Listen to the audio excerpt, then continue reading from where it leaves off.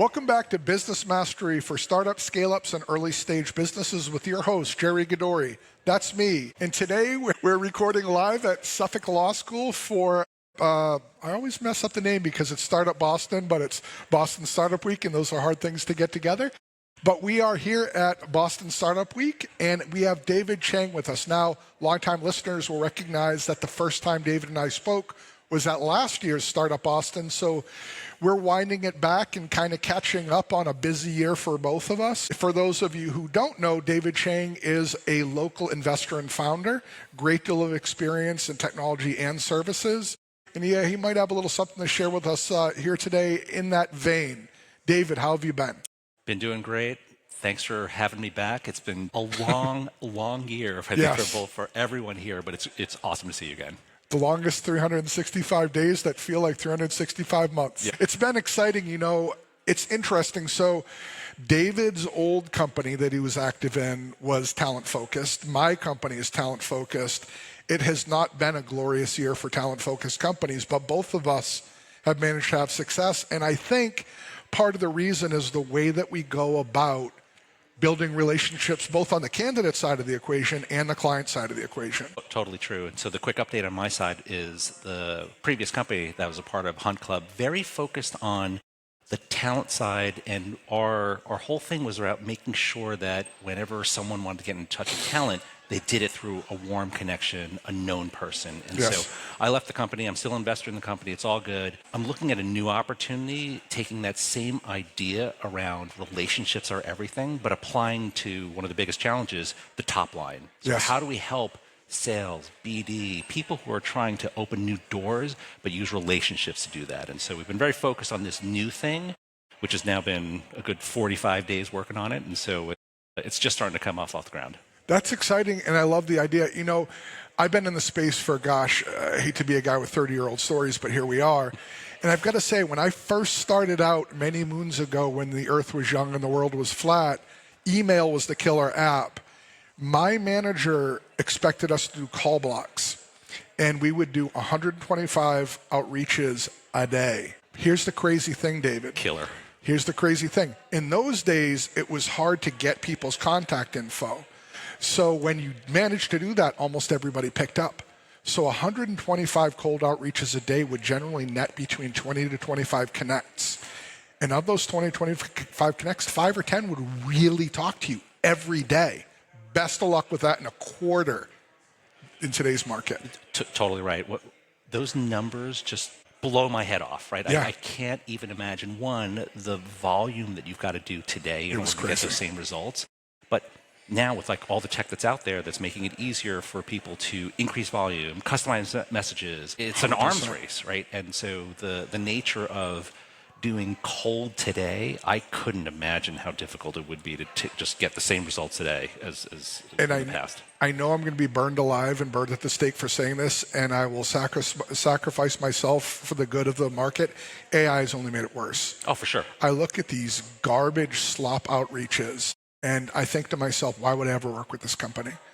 And the majority of emails landing in my inbox are clearly garbage AI-generated stuff. It makes me less inclined. It makes me less inclined to pick up a phone. That method just doesn't work. That you've got to find other ways to get to market. And using that same talent hire model of focusing on your network, that's genius. And I would like to say it's genius, but like the really good people, as you know, have been doing it. And it's just been really hard for them to do it at scale. And so the flip side of having all this new great technology that's out there, or software, AI, is that we're now able to figure out ways to make sure like all the blocking and tackling that someone does typically, like all the low-level activities, those things can be automated. So it frees up the people who are reaching out to new customers to do the things that they're really good at, right? Figure out a solution, figure out someone's problem, like talk to them as a human.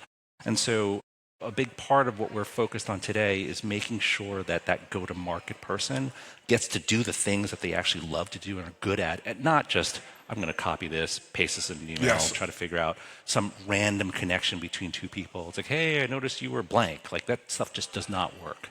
Yeah, it's disingenuous. And I feel a need to say, so that I don't get hit in the first round of drone strikes from Skynet, I'm not anti-AI at all. Automating back-end stuff is great. And when we develop AI more, I think the outreach will improve. We're just not there yet.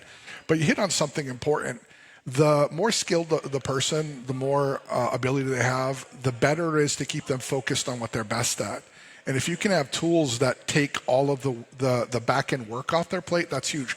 Because you hit on the head, there's nothing more disingenuous than to reach out to an owner and spit the first line of their LinkedIn profile back at them. Hi, David. I saw you were a founder and investor in Boston, and it's just automatic disconnect. Oh, yeah. I'm sure we're both on the receiving end of 1,000 of those. Not only is the really bad stuff really obvious, the really, really good stuff starts to become pretty close to what a human might do. And so you're in this weird spot where if you're on the receiving end of any sort of messaging, you kind of have to like lean in the second time. Is this thing real? And so what was slightly funny was that the other day I'd reached out to someone who I know reasonably well, sent them a note.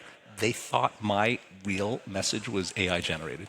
So you know what that reminds me of? I'm going to date us, but late 90s, early 2000s. I think we're the same age. 90s, early 2000s, when we were still doing predominantly cold phone outreach, and people would have the voicemails that sounded like you were talking like them, like, "Hi, this is Jerry Gadori. Leave a message." And so the person would start talking. It feels a little bit like that. That's a classic high school prank. Yeah. Exactly. So when it comes, so I've said this many times, probably even to you, one of the things I've regretted in my career is that I didn't start actively developing my professional network until later in my career. I wish I'd done it so much earlier. So what is some of that secret sauce? How do people utilize their professional network in a way that grows everybody? Because the fear obviously is you don't want to burn your network. You don't want to irritate them. Yeah, it is kind of interesting. Like people have just natural tendencies around networking, right? And so sometimes someone looks at that as like, oh my God, I'd hate that. And their perception of networking is I'm going to go to an event, I'm going to stand in a room, I'm going to go just talk to strangers. And it's not that. The recognition that your network is the sum of all of your relationships over time, when you start being able to give someone something, it's just actually really positive feedback loop. And so I don't know when it happens to people typically. Maybe it depends on the roles and depends on their experiences. But after you work for a couple of years, you start to realize that's not what's in your head, right? When you're an individual contributor in the early days, it's the craft. And so if you're an engineer, you're building. If you're a designer, you're designing. Whether someone sees this in their early 20s, late 20s, mid 30s, whenever, when they're able to now start tapping into people and it's more about how can I help you or how can I connect you with someone who can help you, then there is this sudden like aha moment where it's, networking's actually about getting out of the way. And so I think as soon as you start to figure that piece out, that it's not about like ask, then it trips someone's head, and then now they become much more aware of like why a network exists and how they can add value to it. And I think that's the key. It's the adding value. A network isn't there for you to perpetually take from. That's not a network. That's, I don't know, I don't even know what to call it, but it's not a network. And some people do that, right? Like they just perceive it's like, you're taker. That doesn't work. Exactly. I think Gary Vee used to say, was it left hook, jab, left hook. But the old marketer's riff is give, ask. But one of the things you mentioned, networking, the very first networking event I went to was a Boston-based professional networking event. This is 20 years ago, maybe even more. And we all go to it, and your admission bought you a drink, and you had your name tag. And just so happened that this location had a mezzanine, so you could stand up there. I don't know why you would at a networking event, but you could. And there was maybe 40, 50. Good pictures, right? Yeah. Well, there's a mezzanine over there. No, but right? here's where you're going to laugh. There's like 40, 50 there, and I was not getting a lot of action. I was like, everybody here's a salesperson. This is no good. So I went up on the mezzanine, and I was looking down, and there were maybe 5 actual business people there that had the misfortune of realizing after they showed up that this was really a bunch of salespeople swapping business cards. But it was like watching shark feeding behavior. You had these 4 or 5 islands with people just circling around those people who looked increasingly unwell as the evening went on. That is quite the visual. Yeah, right? It was pretty incredible, but that's not real networking. What you're talking about in building a network is building a mutual value between a group of individuals. And that's why, so I'll give you another great example. I think one of my earlier guests builds go-to-market strategies. And as he was speaking, I also facilitate CEO groups for an organization called Tribe. One of the problems one of my group CEOs was having, it was perfect. So when we're done recording, I said, I'm going to intro you, but I'm going to talk to him first to make sure he wants the introduction. Yeah. And I already know he's going to. It was kismet. It's a perfect match. That's an example of, I'm not going to get anything out of this at all, but that's an example of adding value to grow a network. And if you can automate some piece of that, I can see where that could be a huge program. Yeah. I think I know who you're referring to, by the way, but it is a smallish world. And one of the things that wanted to make sure to distinguish was that there's the social capital side, and I actually don't even know if that's the right word, but that's how people typically describe it. Like in the sum of all of your experiences, you as an individual, you as a professional, you as part of a company, develop capital, right? And so capital, that's trust capital. Maybe that's a better way to describe it. And you eventually tap into that, but you also give. And so that piece is something that we are not going to replicate. That's something that AI can't take over. And so what we're looking at just in general in the industry is that we enable people to very efficiently tap into that and share that capital. And so you still have to build it yourself. Yes. So if you have no relationships, there's no software in the world that's going to develop that trust. And so where we're seeing the most ROI is around someone who inherently knows that relationships drive business, and they in their heads can figure out, of the 5,000 people that I could reach out to make this intro, who is someone I'm close to, and someone who's close to that other person, and then also someone who has credibility and trust.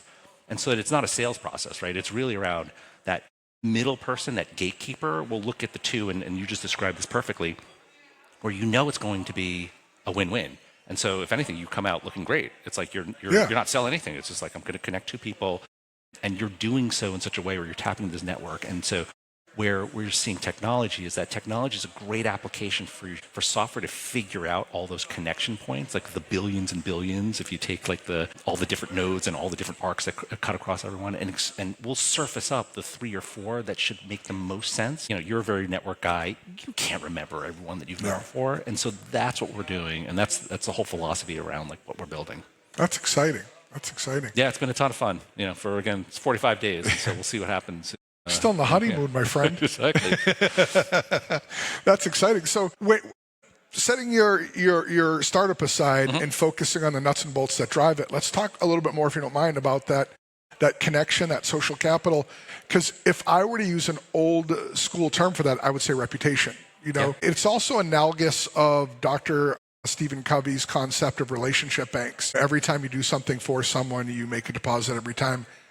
Not necessarily you take from them, though that's a part of it, but you do something that's difficult for them, it's a withdrawal. So it sounds like you're saying to me, when you're talking about social capital, is, you've developed these relationships where you've done for people quite a bit, and for that reason, they trust you and value you.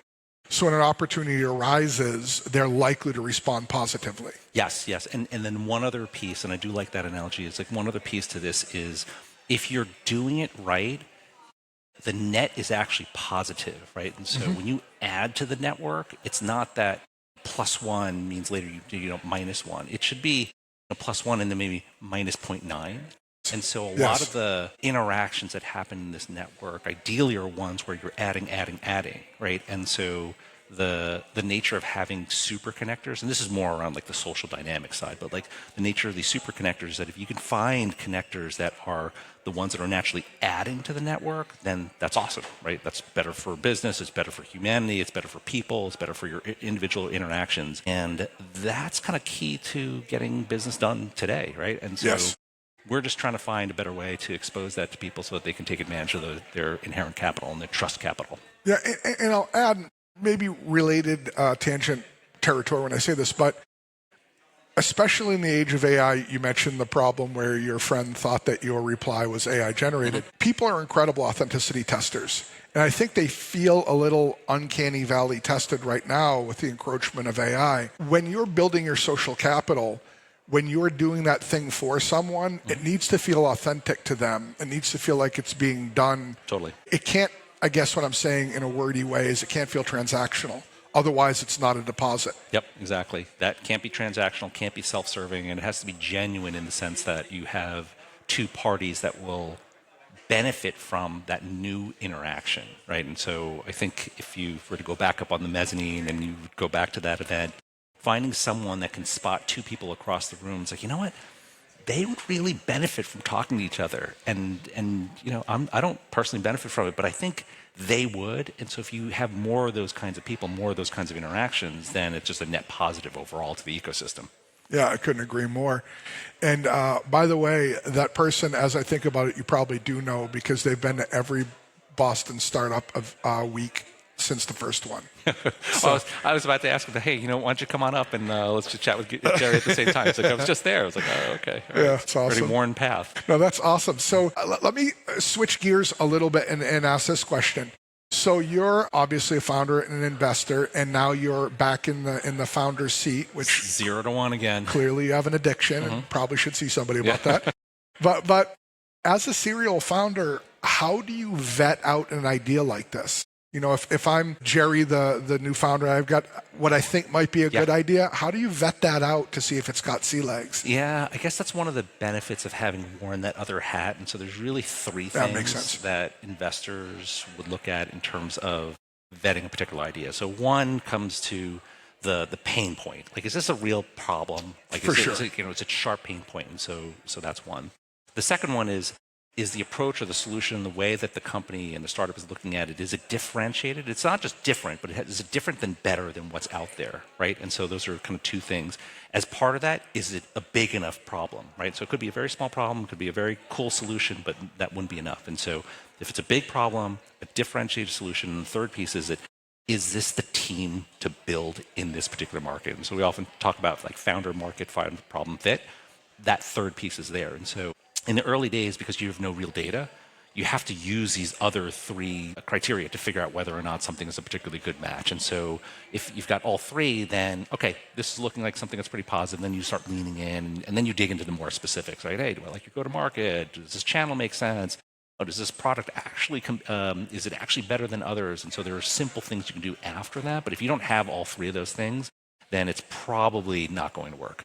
Yeah, I'll say the second one is one I don't hear enough about, because not only does it have to be better, and my experience pales next to yours, but not only does it have to be better, it has to be sufficiently better that an organization will overcome entropy to go through the hassle of changing their workflow to adopt your idea. Absolutely right. That's absolutely right. The switching cost has to be worth it. And so if you have something that is just incrementally better and there's high switching costs, it's not going to take place.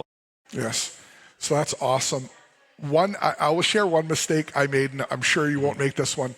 I feel like a whole show could be around mistakes. Oh my gosh, a whole series of shows. Yeah. I've learned everything I've learned through the School of Hard Knocks, and I always tell people that's the best school.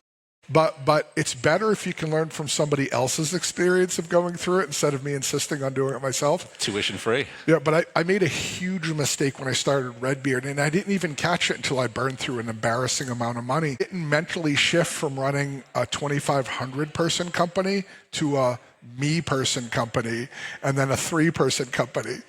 I was still making decisions like I had this organization and frankly revenue behind me. And I was spending money I shouldn't have spent. When I started hiring, I freaking hire for a living. Why have I made this mistake? I was hiring people who we really weren't ready for.